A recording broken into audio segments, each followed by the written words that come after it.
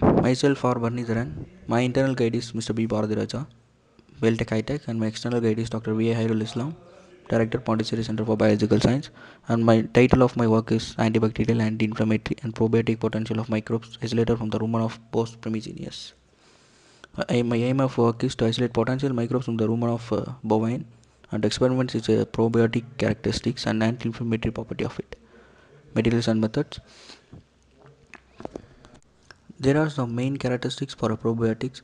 They are bile and gastric juice tolerance, in vitro hemolytic activity, cell surface hydrophobicity, adhesion and invasion study, antibacterial activity, quantification of inflammatory cytokines. The sample was collected from a slaughterhouse and they were serially diluted and were cultured on LB broth, and predominantly the gram-positive bacteria are selected for the assays. Bile and gastric juice tolerance. The grown cultures were subjected to bile and gastric juice tolerance test by bringing the pH of the medium to 8 and 3 respectively, and it was compared with the L. acidophilus as standard. This is a graph showing the data of bile and gastric juice tolerance. In this graph, the sample 147 showed good tolerance towards bile and gastric juice pH. In vitro hemolytic activity. All the 9 isolates were subjected to in vitro hemolytic activity by culturing the bacteria along with the RBC of human, and the results were spectrometrically analyzed at 541 nanometer using water treated RBC as positive control. Cell surface hydrophobicity. It is the main property of a bacteria to get attached to the intestinal cells. Thereby, it is analyzed for its hydrophobic nature on its cell wall, which is done by adding a hydrocarbon hexadecane to the culture broth, in which the culture moves towards the hydrophobic hydrocarbon, which is quantified by using cell counting method. This is a table showing the data of hydrophobic percentage and hemolytic activity of these samples. In these two, the samples 147 showed more hydrophobic percentage and less hemolytic activity. Adhesion and invasion.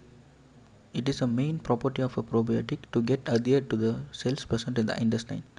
It is estimated using CaCO2 cell lines by co-culturing the bacteria along with the cell lines for 72 hours, and the adhered and invaded bacteria are estimated by adding gentamicin to the cell culture, which lyses the cell and brings out the invaded bacteria, and it is compared with the standard, and it is estimated using the cell counting method how many bacteria have invaded and how many bacteria are adhered.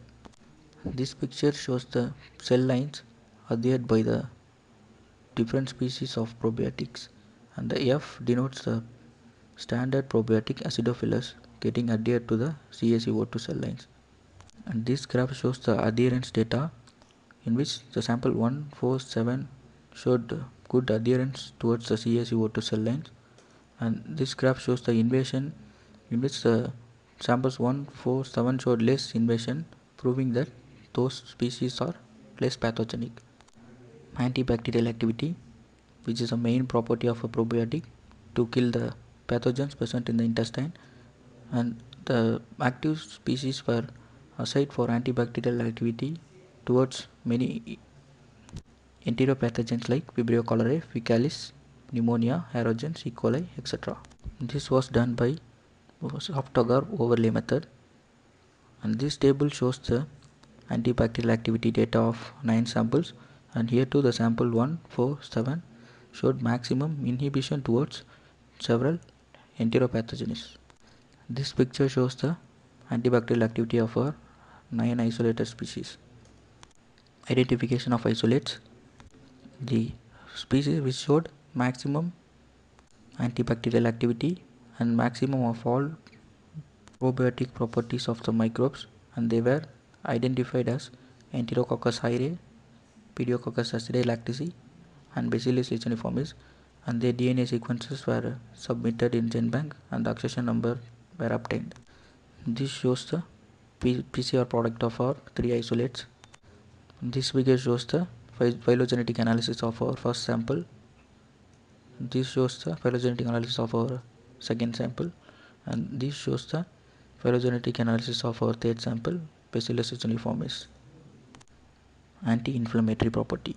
The anti-inflammatory property of our three active isolates were analyzed using LPS enzyme-induced inflammation, in which the macrophages were co-cultured with LPS that causes inflammation, which is used as a positive control, and our species were co-cultured with the LPS-induced macrophages, and the pro-inflammatory cytokines TNF alpha and inflammatory cytokines interleukin L were quantified and were compared with the normal standard.